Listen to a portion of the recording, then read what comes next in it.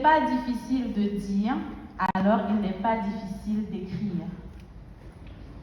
Hello, hello. Alors, je vous fais une petite capsule spéciale guérison émotionnelle. Alors, je suis Alison Vincent, je suis coach en amour de soi et en confiance en soi et j'accompagne les audacieuses à réaligner leur féminin par le biais de l'amour de soi et la confiance en soi. Alors, pourquoi je voulais te parler de ça dans cette période du mois de l'amour? Parce que je pense que c'est important de comprendre que quand tu guéris de tes mots, MAX, ça te permet de créer une nouvelle réalité dans ta vie avec de nouveaux mots, MOTS. Parce que vous avez des personnes qui, avec cette période de Saint-Valentin, sont amenées à revivre certaines ruptures amoureuses ou certains passages de leur vie qui ont été très difficiles. Et comment ils arrivent à passer le cap et à, je dirais, à transformer ce qu'ils ont vécu de négatif en quelque chose de positif. Ok? Donc voilà 3 points importants que je peux te partager pour ta guérison personnelle et émotionnelle. Ta phase de guérison, premier point, ta guérison émotionnelle ne sera pas linéaire. Donc oui, tu auras des phases où des fois euh, tu vas évoluer, tu vas grandir, tu vas t'enrichir. Il y aura des phases aussi où des fois ça va faire mal, ça va piquer, ça va faire remonter des événements que tu as vécus, des traumas, certaines cicatrices.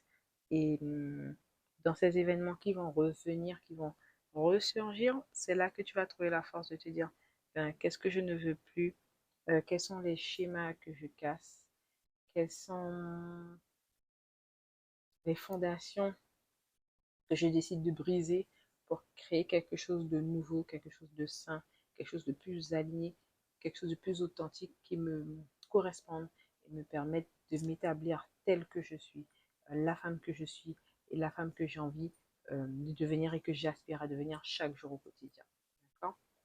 Autre chose encore, deuxième point important dans sa guérison aussi, c'est de pouvoir redéfinir son identité.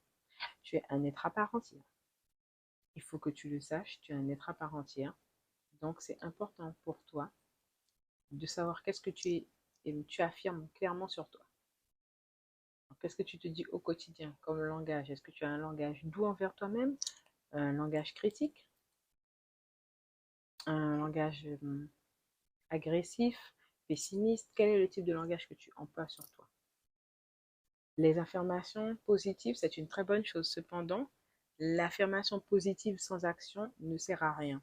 Donc, si tu prends le temps de dire des affirmations positives, si tu prends le temps de reprogrammer ton cerveau, il faut qu'aussi que tu puisses mettre les actions par ailleurs pour donner de la continuité à ce que tu affirmes. Parce que quand tu affirmes des choses, tu crées, d'accord? Tu crées dans l'univers, tu crées dans ton cerveau, dans ton mindset.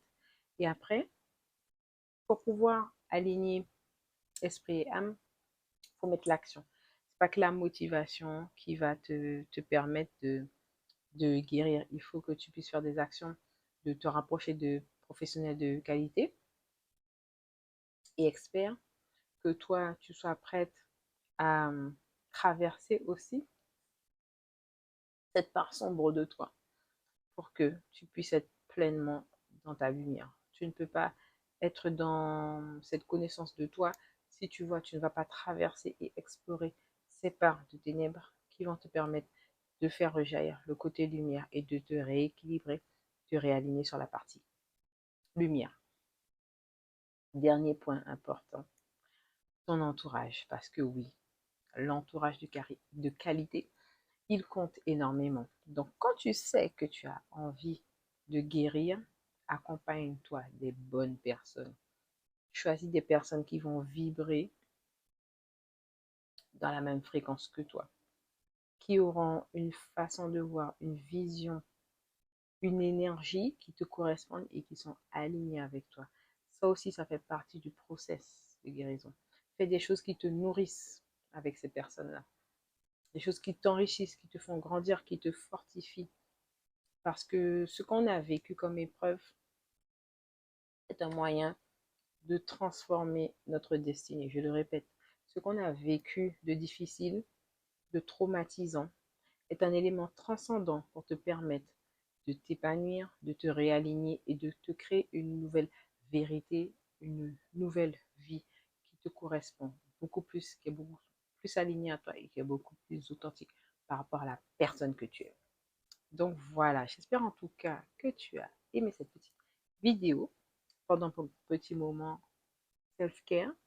N'oublie pas, comme d'habitude, on like, on commente, on partage et surtout, on enregistre. Très belle soirée et on se dit à très bientôt.